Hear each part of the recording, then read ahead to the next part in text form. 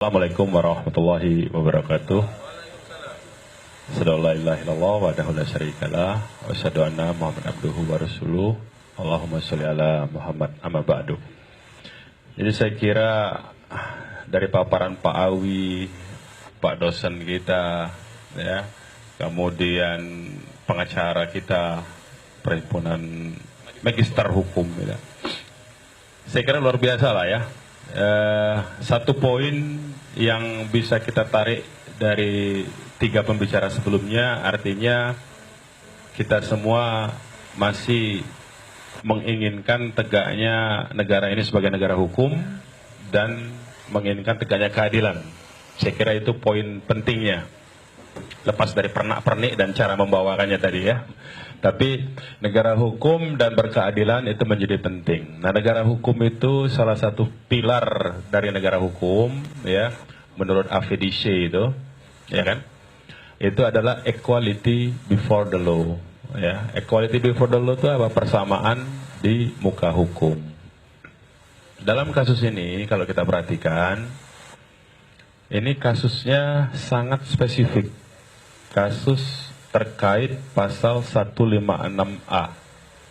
Dan sepanjang Republik ini berdiri, sejak adanya pasal 156A yang disisipkan melalui Undang-Undang Nomor 1 Tahun 65, PNPS 165, yang diundangkan lewat Undang-Undang Nomor 5 Tahun 69, itu tidak pernah ada satu tersangka pun yang apabila disangka melakukan perbuatan sebagaimana diatur dalam pasal 156A itu bebas berkeliaran, ya, nggak pernah ada itu.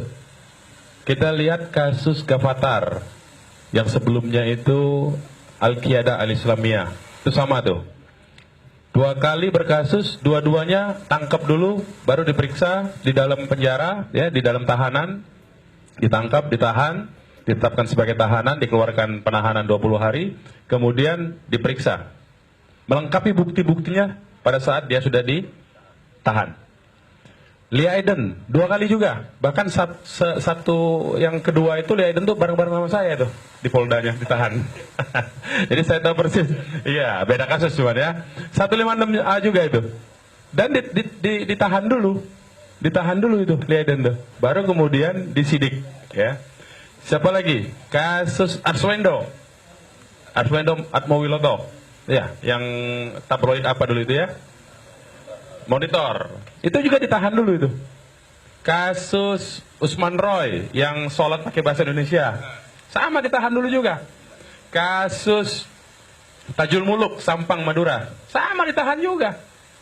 Jadi baru kali ini ada presiden, ya, yang akan menjadi presiden, bahwa kalau orang, walaupun tadi katakanlah dapat, ya, tapi dapat itu, hukum itu kan ada yang normatif, ada yang praktik. Nah, praktik ya dalam kasus 156A itu selalu ditahan lebih dulu. Sehingga apabila tidak dilakukan hal yang sama terhadap kasus-kasus 156A, ya, saya nggak mau singgung kasus lain. Kasus lain misalnya di adik HMI itu, baru dikumpulkan buktinya, udah ditangkap-tangkapin tuh malam itu. Malam itu mereka baru pulang dari kantor saya tuh, konsultasi, ya. Jadi belum ada bukti permulaannya belum cukup, tapi sudah ditangkap, baru di dalam tahanan dilengkapi bukti-bukti permulaannya. Jadi saya kira kalau kita masih mau menjunjung tinggi hukum, maka equality before the law-nya itu mesti diterapkan seharusnya. Nggak boleh ada perbedaan perlakuan, ya. Apalagi perbedaan perlakuannya ini tidak memiliki alasan yang cukup kuat, argumentasi hukumnya nggak cukup menurut saya. Misalnya apa? Ada syarat objektif. Syarat objektif untuk bisa ditahan itu, untuk bisa ditahan adalah ancaman hukumannya 5 tahun ke atas. Itu syarat objektif namanya. Jadi kejahatan yang diancam dengan hukuman 5 tahun atau selebihnya ke atas itu bisa ditahan. Dan ada syarat subjektif. Nah, syarat subjektif ini siapa yang menilai? Sayangnya bukan kita, bukan pengamat, bukan masyarakat. Yang melakukan penilaian terhadap subjektivitas dari syarat ini adalah penyidiknya. Nah, penyidiknya ini tergantung Kalau penyidiknya profesional, ya, tidak berpihak, ya, imparsial dan profesional, maka dia akan tahan itu seharusnya.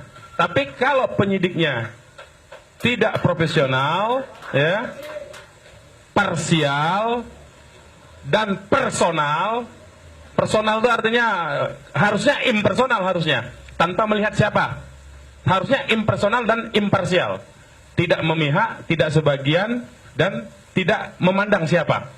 Itu impersonal namanya. Tapi sekarang personal, parsial dan tidak profesional. Saya mau katakan begitu. Mau nggak mau, apa boleh buat nih Pak Awi ya? Mohon maaf ya. Boleh ini. Kebebasan menyatakan pendapat ya. Ini diskusi soalnya ya. Jadi jangan dianggap ini. Ini dari segi sudut pandang argumentasi hukumnya. Kenapa saya katakan parsial?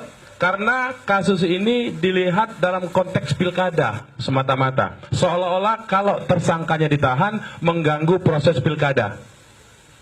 Padahal tidak mengganggu sebetulnya. Ya, itu pertama. Yang kedua, impersonal. Kenapa personal? Penyidiknya melihat ini karena seorang gubernur dan backingnya kuat, sehingga nggak berani menahan. Ya, nanti ditanya sama Bang Bursa, siapa backingnya? Bang Bursa yang ahli politik. Kalau saya ini cuma hukum saja, ya. Bang Bursa nih yang akan menjelaskan peta politiknya. Nanti tanya, silakan. Jadi ada yang membacking sehingga penyidiknya sepertinya agak jeri begitu ya. Itu yang kedua. Nah, yang ketiga, tidak profesional. Saya kira itu bisa saya dapat informasi dari proses penyelidikan sebelum gelar perkara dan pada saat gelar perkara itu sendiri. Hasil penyidikannya saya belum pernah, saya mohon maaf aja, saya bukan bermaksud sombong, bukan apa. Saya sempat diingatkan oleh istri saya kalau saya menyebut profesi saya itu pengacara sudah 20 tahun tuh dimarahin sama istri saya. Ngapain sebut-sebut pengacara 20 tahun? Enggak usah lah. Bukan itu maksud saya. Saya mau pengalaman sebetulnya ini.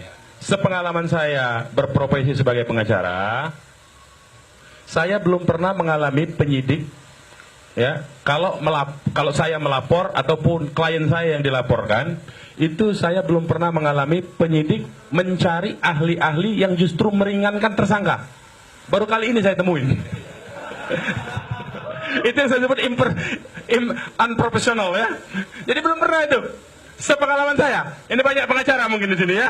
Adakah teman-teman pengacara pernah mengalami ketika kita laporkan, kemudian polisinya, penyidiknya mencari ahli-ahli, kalau itu perlu ahli, yang meringankan? Itu kalau dari kita. Kalau kita terlapor, dia bilang, mana? Siapa yang meringankan? Nanti aja pengadilan ini. Begitu ya? Disuruh di pengadilan ya? Disuruhnya di pengadilan. Kalau pengacara ini disuruhnya pengadilan. Jadi ini agak aneh menurut saya ya. Ini saya sebut dengan unprofessional ya. Nah, itu nanti Bang Bursa bagiannya, bukan bagian saya itu.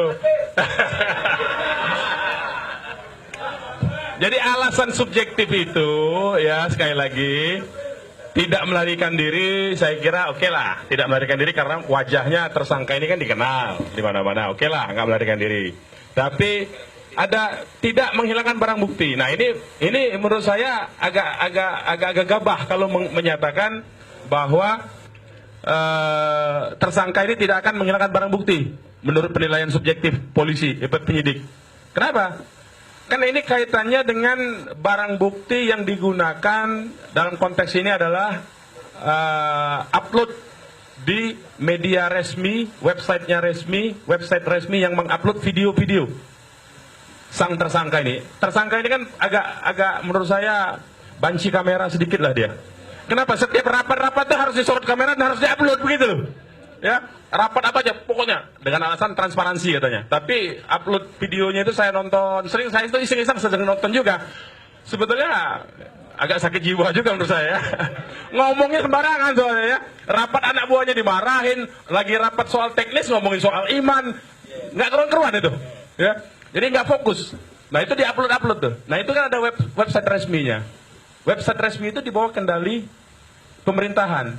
Jadi sangat mungkin dia menggunakan pengaruhnya untuk menghilangkan itu website, menghilangkan itu video, atau memerintahkan untuk mengubah, mengedit itu video. Ya, walaupun video yang lain sudah disita. Dan perangkat untuk mengupload itu bisa diperintahkan, diinstruksikan, dipengaruhi pengelolanya itu untuk dilenyapkan. Jadi kalau alasan menghilangkan barang bukti saya kira bisa kita bantah. Kemudian mengulangi perbuatan, baru 5 menit kalau nggak salah ya, ditetapkan sebagai tersangka, dia ngomong, udah nuduh-nuduh orang lain, nih demo bayaran lah, saya akan menang jadi presiden lah. Aduh ya, itu artinya apa? Dia sebetulnya kan memfitnah orang, menyatakan orang demo bayaran itu kan menyebarkan kabar bohong, fitnah dan pencemaran nama baik, itu perbuatan pidana juga sebetulnya. Artinya sudah terjadi, harusnya ditahan. Nah, karena tidak ditahan, sudah terbukti secara objektif ya perilakunya yang menurut saya perilaku ini perilaku merusak lah. Sangat salah kalau orang atau kami umat Islam atau rakyat Indonesia lah saya kira yang menginginkan tegaknya hukum dan mendorong supaya supremasi hukum itu tetap ditegakkan, tapi justru dituduh untuk memecah belah bangsa. Justru sebetulnya tersangka ini yang memecah belah bangsa. Ya, terbukti, saya yakin seyakin-yakinnya, nanti konfirmasi sama Bang Bursa. Ya, saya dapat informasi dari Bang Bursa soalnya. Elit ini jadi pecah. Elit ini jadi pecah, elit politik ini. Elit pemerintahan jadi pecah menyikapi seorang tersangka ini. Kemudian kita lihat setelah ada demo 4/11 kemarin, itu di beberapa daerah timur ada demo yang mengancam memisahkan diri. Loh, ini kan memecah belah. Yang memisahkan diri kan sebetulnya anti NKRI. Kalau Ahok dijadikan tersangka dan ditahan, maka kami akan merdeka. Loh, apa urusannya? Ini urusan hukum, bukan urusan separatisme. Artinya dia tersangka ini didukung oleh kelompok separatis dong. Berarti yang memecah belah itu, yang membuat pecah belah bangsa ini kan si tersangka ini harusnya. Itu logika yang waras. Nah, kalau logikanya sudah nggak waras, susah kita. Ya, ini logika yang waras begitu tuh. Yang mendukung tersangka ini adalah kelompok-kelompok separatis sebetulnya. Kelompok-kelompok yang memutarbalikkan fakta. Apalagi misalnya pernyataannya yang perlu dikritik ya, misalnya bahwa saya ini seperti Nelson Mandela, kalau nanti di penjara jadi presiden. Artinya apa? Nggak lucu, tapi bodoh juga menurut saya ya. Mohon maaf saya harus mengeluarkan kata-kata itu. Kenapa? Nelson Mandela itu dia kelompok mayoritas yang ditindas oleh minoritas. Ya, Nelson Mandela mayoritas yang dipenjarakan oleh minoritas. Apartheid itu namanya. Rezim apartheid itu orang minoritas, kulit putih di Afrika Selatan dulu itu, tapi menguasai Afrika Selatan. Tidak ada warga asli Afrika Selatan yang bisa jadi pejabat waktu itu, menguasai pemerintahan, ekonomi dan politik. Nah, Nelson Mandela dipenjara karena mencoba mengubah sistem itu. Nggak benar itu. Nah, ini kebalik logikanya. Dia mempersonalisasikan dirinya sebagai Nelson Mandela, orang yang ditindas. Emang dia mayoritas. Nah, ini kan aneh. Jadi dengan logika yang tidak wajar begini kok masih banyak orang-orang yang mendukung dia. Itu menurut saya satu keanehan itu.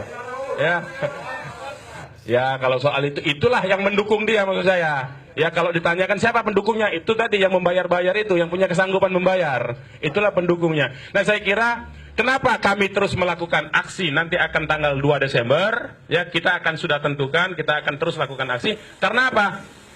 Karena hukum tidak tegak. Negara ini bukan lagi menjadi restat, tapi menjadi mahstat sudah. Menjadi negara kekuasaan. Ya.